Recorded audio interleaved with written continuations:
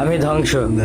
এই জীবনে যতটুকু দুঃখ আমি পেয়েছি, সত্যি বলছি, তার এক বিন্দু পরিমাণও বহন করার শক্তি আমার ছিল না। কখনো চাইলেই কাঁদতে পারিনি, কখনো কারো কাঁধে মাথা রেখে বলতে পারিনি আমি ভালো নেই। তাই নিজের ভিতরেই সব জমিয়েছি হাসি মুখের আড়ালে, নীরবতার গভীরে। মানুষ ভাবে আমি শক্ত, আমি নির্লিপ্ত, আমি সব পারি, অথচ কেউ জানে না ভেতরে ভেতরে আমি কতবার ভেবেছি।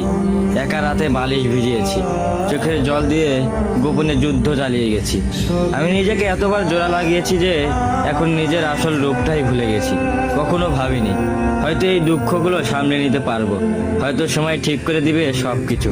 কিন্তু বাস্তবতা হলো আমি আয়ত্তের বাইরে দুঃখ ধারণ করতে করতে এখন নিজেই ধ্বংস হয়ে গেছি।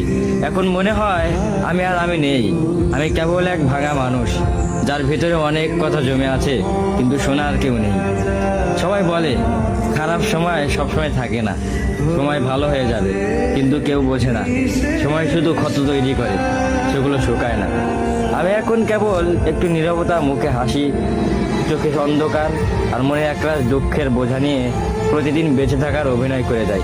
আমি ধ্বংস হয়েছি, তবু মুখে বলি আমি ভালো আছি।